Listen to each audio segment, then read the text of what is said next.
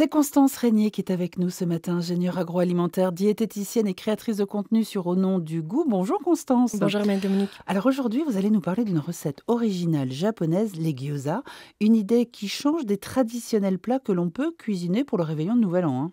Tout à fait, on va parler des gyoza. Bon, déjà, on va peut-être épeler le mot parce que c'est pas toujours simple à retenir. Gyoza pour ceux qui veulent le retrouver sur Internet. Et c'est bien ça pour le Scrabble. C'est parfait. Ça donne beaucoup de points. Ouais, c'est ça.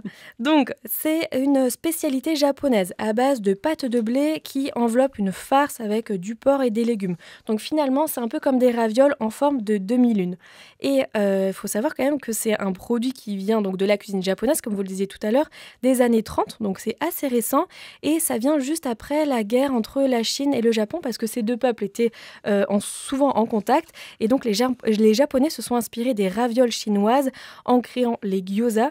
Les gyoza, c'est quand même une pâte un peu plus fine, plus légère et une farce quand même qui est un peu plus goûteuse pour moi. Mais alors c'est quoi la recette traditionnelle japonaise ?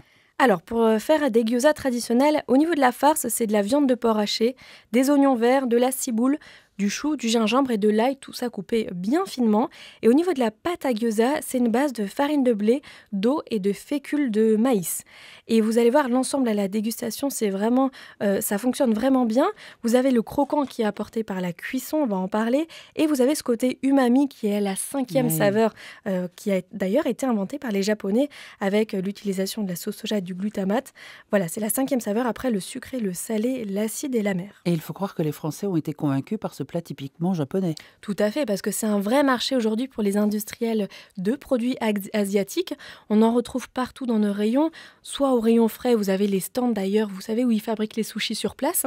Et vous avez aussi des gyoza dans le rayon surgelé, dans des boîtes généralement qui contiennent une dizaine de gyoza. Vous vous en doutez bien, la recette industrielle, c'est quand même moins qualitatif qu'une recette traditionnelle faite maison. D'ailleurs, si on regarde la liste d'ingrédients, on a souvent de la peau de poulet crue. Pour le coup, après l'abattage du poulet, on le déshabille, disons, si on peut dire ça. On prend la peau de poulet crue et on le mélange avec du poulet. Ça rend le produit beaucoup moins cher. Ouais. Voilà, ça donne envie. On a aussi du gluten de blé dans ces produits, beaucoup d'eau. C'est ce qui est basique dans l'industrie, malheureusement, pour réduire les coûts très souvent. Et d'ailleurs, pour comparer les prix, parce que j'ai fait une petite battle sur mes réseaux, gyoza industriel versus fait maison. Alors, sur l'industriel, on est sur 20 € le kilo et sur le fait maison, 6 € le kilo. C'est quand même assez impressionnant. Incroyable. Comment fait-on pour intégrer les gyoza dans un repas de réveillon, Constance ? Alors, pour l'intégrer dans un repas de réveillon, j'ai voulu lier le côté japonais avec notre terroir périgourdin en vous proposant un gyoza à l'effiloché de canard confit. Vous pouvez l'utiliser pour une entrée ou un apéritif, c'est assez surprenant et c'est hyper addictif, vous allez voir. Bon, comme tout à l'heure, je vous le disais, la pâte à gyoza, c'est de la farine. Vous mettez 250 g de farine, une demi-cuillère de sel, 15 centilitres d'eau et 30 g de fécule. Ça va vous donner votre pâte à gyoza. Vous pourrez faire une quarantaine de gyoza avec ces quantités-là. Donc, c'est très, très économique. Je vous le disais tout à l'heure, un paquet au supermarché, c'est juste 10 gyoza. Et au niveau de la farce, vous avez votre effiloché de canard. Donc là, il faut quand même enlever la peau. Vous prenez une fourchette et vous faites votre effiloché. Vous faites revenir ça avec 3-4 échalotes. Au niveau des légumes, on va prendre un petit poireau. Vous pouvez y mettre un oignon nouveau si vous en avez, mais c'est pas grave si vous en trouvez pas. Moi, j'ai fait 100. Le poireau suffit.